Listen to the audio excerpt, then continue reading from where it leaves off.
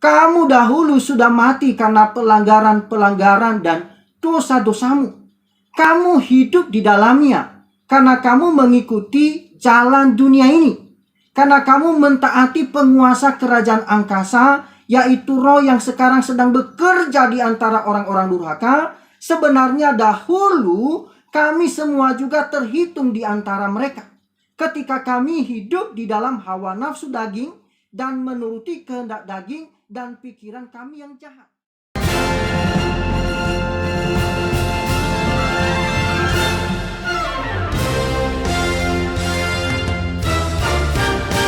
Hail to the King, hail to the living word. Let praise arise, heaven and earth. Sing praise to the Lamb, seated on the throne. Power and strength are yours alone. Hail to the King. Surat Efesus pasal yang keempat ayat 17 sampai dengan ayat yang ke-20, firman Tuhan. Sebab itu kukatakan dan kutegaskan ini kepadamu di dalam Tuhan. Jangan hidup lagi sama seperti orang-orang yang tidak mengenal Allah, dengan pikirannya yang sia-sia dan pengertiannya yang gelap, jauh dari hidup persekutuan dengan Allah. Karena kebodohan yang ada di dalam mereka dan karena kedegilan hati mereka. Perasaan mereka telah tumpul sehingga mereka menyerahkan diri kepada hawa nafsu dan mengerjakan dengan serakah segala macam kecemaran. Tetapi kamu bukan demikian. Kamu telah belajar mengenal Kristus. Bapak Ibu yang dikasihi dalam Tuhan Yesus Kristus, kita merenungkan firman Tuhan ini dalam surat Efesus pasal 4 ayat 17 sampai ayat yang ke-20 ini dengan topik menanggalkan manusia lama. Menanggalkan manusia lama. Saudara, kalau kita melihat teks firman Tuhan secara khusus surat Efesus, ini pembagian antara pasal 1 sampai pasal 3 dan pasal 4 sampai pasal 6. Ini dibagi dalam beberapa hal. Dan ini menggambarkan juga dalam topik-topik pembagian di dalam pemberitaan secara ekstrim, ya. Bahkan ada yang cenderung tajam ke arah pengajaran atau doktrin. Sedangkan di sisi yang lain cenderung ke arah praktik atau praksis. Bapak Ibu yang dikasih dalam Tuhan Yesus Kristus, maka akibatnya kita menemukan pelayanan juga gereja dan orang-orang percaya berpolarisasi terhadap mereka yang melakukan dan mereka yang berpikir. Saudara, dikotomi ini memang sangat bertentangan dengan pemikiran perjanjian baru, di mana doktrin dan praksis itu berjalan beriringan atau harus seimbang. Memang hubungan kita dengan Kristus itu bergantung kepada dua aspek kehidupan kekristenan, yaitu baik dari sisi pengajaran atau doktrin dan juga dari sisi praktis atau praksisnya. Saudara, tidak mungkin mengasihi dan melayani Kristus jika kita gagal mengenal dan mengasihi Kristus, namun gagal untuk menghormati Dia dalam ketaatan di dalam melayani Dia. Saudara, memang kadangkala interaksi antara doktrin atau pengajaran dan juga kehidupan praktis itu tergambar dalam relasi kita dengan sesama kita. Bapak Ibu yang dikasihi dalam Tuhan Yesus Kristus, Efesus pasal 3 ayat 19, Paulus menuliskan di sana, dan dapat mengenal kasih itu sekalipun ia melampaui segala pengetahuan, aku berdoa supaya kamu dipenuhi di dalam seluruh kepenuhan Allah. Mengetahui adalah dasar kehidupan kekristenan. Jika kita ingin dipenuhi oleh Kristus, dimotivasi oleh Kristus, dan dimuliakan oleh Kristus, maka kita harus mengenal kasih-Nya.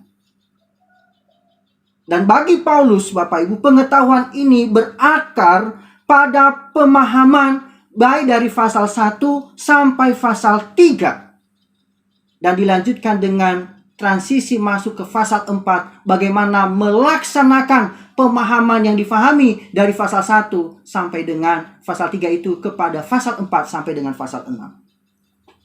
Bapak Ibu yang dikasihi dalam Tuhan Yesus Kristus, Paulus dalam suratnya di Efesus sebenarnya ingin kita melihat, ingin kita merasakan, dan ingin kita menanggapi. Maka pada bagian ini kita melihat bagaimana nasihatnya atau peringatan yang sangat tegas. Bagaimana kita harus berjalan dalam terang Kristus, dalam terang kebenaran. Kita dipanggil untuk hidup dalam terang dari semua yang telah kita lihat, dan untuk mengetahui hati, tujuan, dan panggilan Allah sebagaimana dinyatakan di dalam dan melalui Yesus Kristus. Panggilan untuk bertindak itu dimulai di pasal 4 ayat 1. Pasal 4 ayat 1 dikatakan, sebab itu aku menasihatkan kamu, aku orang yang dipenjarakan karena Tuhan, supaya hidupmu sebagai orang-orang yang telah dipanggil berpadanan dengan panggilan itu. Saudara, orang-orang percaya kita dipanggil untuk berjalan dalam terang kebenaran Injil. Panggilan untuk taat ini mengharuskan kita berjalan dengan cara yang khusus. Dalam Efesus pasal 4 ayat 17 ayat sampai 19 yang sudah kita baca, ini Paulus memperingatkan orang percaya bahwa kita tidak boleh lagi berjalan seperti orang yang tidak mengenal Allah. Ini sangat penting bahwa kita menanggapi nasihat ini dengan serius. Mengapa? Karena Paulus mengawali instruksinya dengan suatu tuntutan yang sungguh-sungguh. Inilah yang kukatakan dan bersaksi di dalam Tuhan. Atau dikatakan di ayat 17 itu dengan terjemahan dalam terjemahan baru kita, sebab itu kukatakan dan kutegaskan ini kepadamu di dalam Tuhan. Ini merupakan pengingat yang sangat penting untuk kita harus waspadai. Saat kita membaca dan merenungkan kata-kata yang tertulis dalam kitab suci, maka kita harus mengenali dan mengingat bahwa kata-kata ini dikeluarkan dari mulut Tuhan. Karena itu adalah firman-Nya. Dan Paulus mengingatkan kita akan fakta yang sangat penting tentang hal ini. Bapak Ibu yang dikasihi dalam Tuhan Yesus Kristus, dia menulis dan bersaksi atas nama Tuhan. Kami akan melakukannya dengan baik untuk mengingat ini atau menerapkannya dalam kehidupan kita sebagai orang yang sudah percaya. Bapak Ibu yang dikasihi dalam Tuhan Yesus Kristus, berjalan dengan memutuskan hidup lama atau menanggalkan hidup lama kita. Kehidupan kekristenan itu membutuhkan pemutusan yang menentukan dengan masa lalu. Paulus terus mengingatkan kita untuk menanggalkan hidup lama kita dan sebaliknya mengenakan hidup yang baru yang Tuhan sudah anugerahkan dalam kehidupan kita. Penting untuk mengingat siapa kita sebelum Kristus menyelamatkan kita dan membawa kita dari kematian kepada kehidupan. Bahkan dalam seruan untuk memutuskan hubungan dengan masa lalu kita tidak boleh lagi berjalan seperti yang dilakukan orang-orang yang tidak mengenal Allah. Saudara yang dikasihi dalam Tuhan Yesus Kristus, memang Paulus di sini menggunakan gambaran yang sama yang digunakan sebelumnya untuk menggambarkan keanggungan campur tangan Kristus, campur tangan Tuhan di dalam kehidupan kita sebagai orang yang berdosa. Dalam Efesus pasal 2 ayat 1 sampai 3, Kamu dahulu sudah mati karena pelanggaran-pelanggaran dan dosa-dosamu. Kamu hidup di dalamnya karena kamu mengikuti jalan dunia ini.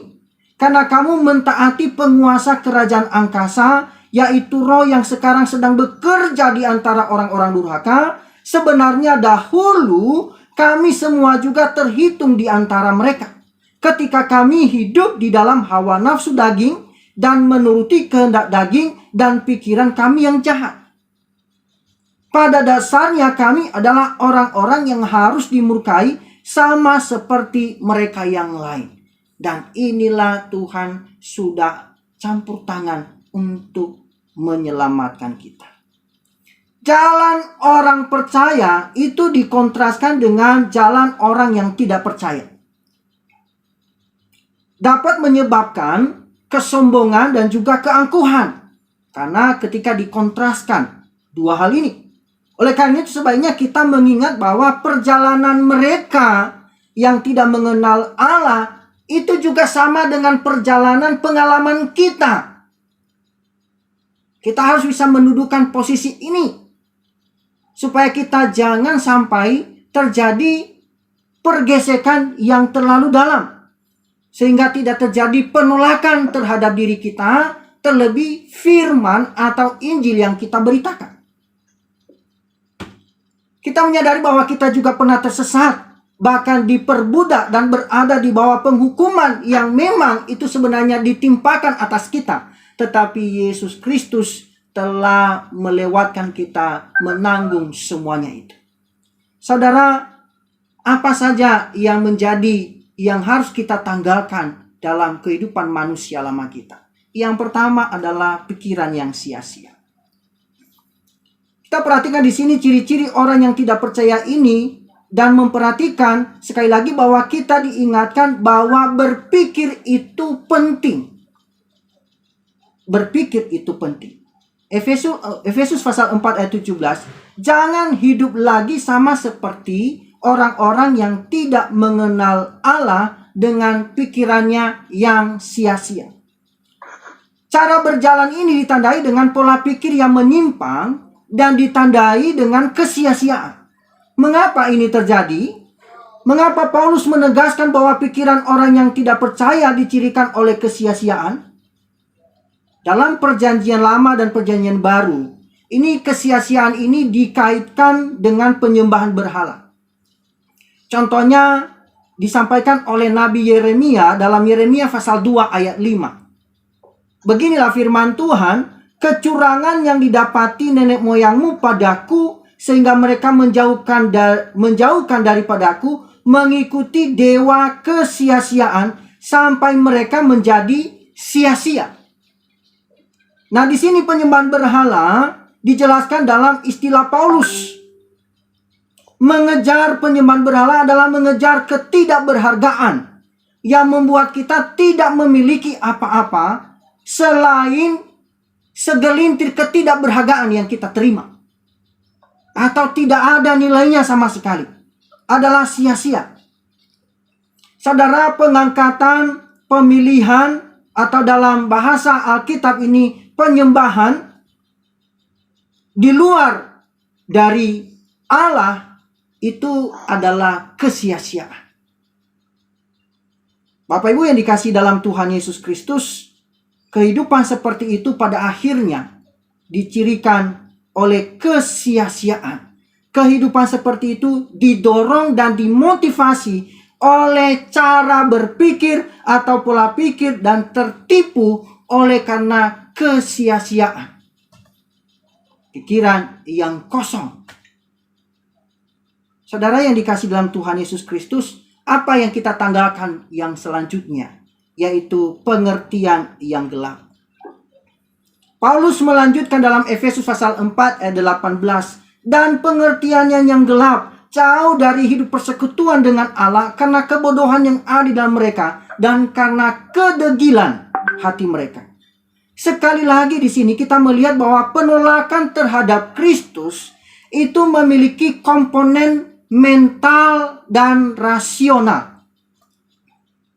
Saudara, Paulus mengingatkan bahwa penolakan terhadap Allah itu menyebabkan ketidaktahuan dan pemahaman yang berkurang. Dan Paulus telah menunjukkan kepada kita bahwa berpusatkan Kristus dalam segala hal. Dia adalah awal, pusat, dan akhir dari semua kehidupan. Semua keberadaan dan realitas itu sendiri itu berpusatkan kepada Kristus. Dalam Injil atau dalam kitab suci atau dalam firman Allah, semua itu dijelaskan kepada kita. Saudara, dalam Efesus pasal 1 ayat 9 dan 10 tertulis di sana, sebab ia telah menyatakan rahasia kehendaknya kepada kita sesuai dengan rencana kerelaannya, yaitu rencana kerelaan yang dari semula telah ditetapkannya di dalam Kristus sebagai persiapan kegenapan waktu untuk mempersatukan di dalam Kristus sebagai kepala segala sesuatu, baik yang di sorga maupun yang di bumi. Dan inilah sebabnya mengapa pikiran orang yang tidak percaya menjadi gelap, dibutakan dengan rahasia yang sudah disingkapkan oleh Allah ini.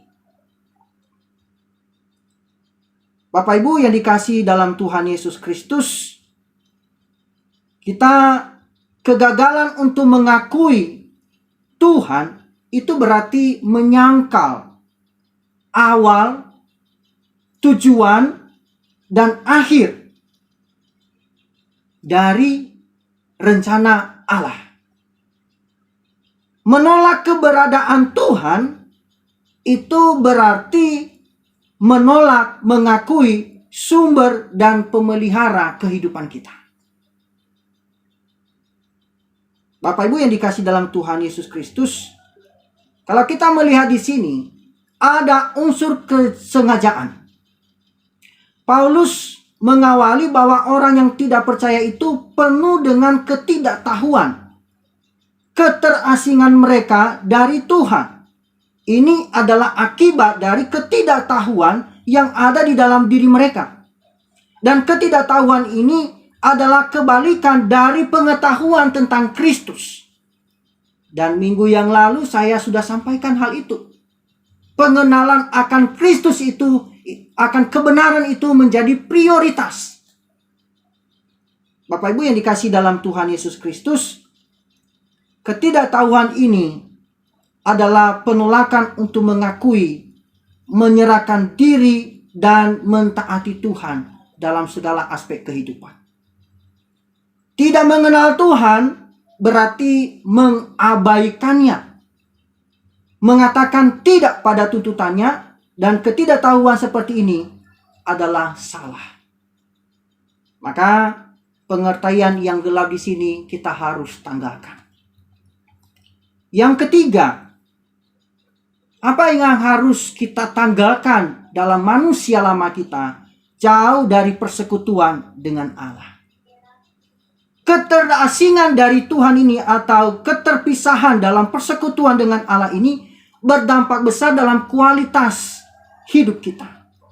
Dan di sini Paulus mengingatkan kita Bapak Ibu bahwa orang-orang yang tidak percaya di dalam Efesus pasal 4:8 itu terasing dari kehidupan Tuhan atau terpisah dari hubungannya dengan Tuhan. Diasingkan dari Tuhan dalam arti yang sangat nyata, diasingkan dari kehidupan, baik dalam kehidupan yang kekal juga dalam kehidupan sekarang. Kalau kita melihat dalam Yohanes pasal 10 ayat 10, pencuri datang hanya untuk mencuri dan membunuh dan membinasakan. Aku datang, kata Yesus, supaya mereka mempunyai hidup dan mempunyainya dalam segala kelimpahan. Nah, kalau kita jauh dari persekutuan dengan Allah, maka hubungan kita dengan Kristus itu terputus. Bapak Ibu yang dikasihi dalam Tuhan Yesus Kristus, jika Kristus itu menjadi pusat dari segala-galanya dalam kehidupan kita, jika kita memang diciptakan oleh Dia dan untuk Dia, dan jika tujuan kita adalah untuk memuliakan Dia, dan menikmati Dia selamanya, lalu seperti apakah kehidupan yang terpisah dari Dia? Paulus mengingatkan bahwa kehidupan yang terpisah dari Allah mengakibatkan keterasingan dari kehidupan yang Tuhan anugerahkan. Artinya, kehidupan yang Tuhan anugerahkan itu jauh dari kehidupan kita. Kalau kita jauh dari persekutuan dengan Allah. Hal yang keempat yang harus kita tanggalkan dalam kehidupan kita, Bapak Ibu. Hati yang degil. Hati yang degil. Ini ada disfungsi rasional dan mental. Dan kata ada kesalahan di sini atau disfungsinya, ini memiliki konsekuensi moral dan etika yang bisa menghancurkan.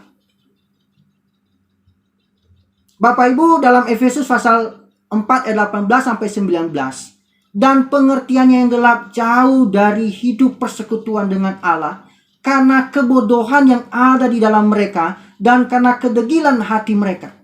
Perasaan mereka telah tumpul sehingga mereka menyerahkan diri kepada hawa nafsu dan mengerjakan dengan serakah segala macam kecemaran. Sekali lagi, berpikir itu penting, Bapak Ibu. Kehidupan yang hidup di dalam penyangkalan dan penolakan terhadap Injil ini memiliki konsekuensi baik secara moral dan juga etika. Cara kita berpikir mempengaruhi cara kita merasakan, mempengaruhi hati kita, dan cara kita bertindak. Saudara, jalan orang-orang yang tidak mengenal Allah atau orang-orang kafir itu dicirikan oleh kekerasan hati dan ketidakpedulian. Kekerasan hati dan ketidakpedulian ini adalah akibat dari dosa dan mengarah pada tingkat dosa yang semakin jauh dan semakin menjauh dari Tuhan. Paulus menegaskan bahwa orang-orang yang tidak percaya seperti ini pada kenyataannya telah menyerahkan diri untuk mempraktekkan setiap jenis kenajisan yang adalah kekejian di hadapan Tuhan. Ini mencakup hidup yang tidak baik, yang tidak bermoral. Tentu ini adalah kehidupan lama kita. Dosa itu mematikan hati nurani kita, Bapak Ibu. Terkadang kita merasa jijik dengan kejahatan yang paling keji dan mencoba membayangkan bagaimana orang bisa melakukan hal seperti itu. Seringkali jawabannya adalah bahwa penurunan seperti itu terjadi selangkah demi selangkah. Kepahitan yang terpupuk menyebabkan kemarahan yang tidak terkendali. Kemarahan yang tidak terkendali mengarah pada inisiatif untuk membunuh atau membinasakan. Obsesi dengan hal-hal yang materi mengarah pada keserakahan yang rakus. Keserakahan atau rakus mengarah pada penipuan dan pencurian. Pengejaran kenikmatan yang liar itu mengarah pada hawa nafsu. Dan inilah tepatnya poin Paulus. Penolakan terhadap Kristus itu menyebabkan kekerasan hati yang pada gilirannya menyerahkan diri kepada hawa nafsu dan mengerjakan dengan serakah segala macam kecemaran. Dalam ayat 19. Maka kehidupan seperti ini adalah titik awal ke dalam lingkaran, masuk ke dalam lingkaran dosa yang terus meningkat. Mungkin awalnya enggak, biasa saja, tapi lama-lama akan mengikat kehidupan kita. Dosa menghasilkan dosa, pada gilirannya menghasilkan dosa yang lebih lanjut. Dan jalan seperti ini, kehidupan seperti ini menghasilkan kehidupan yang mengerjakan dengan segala macam kecemaran.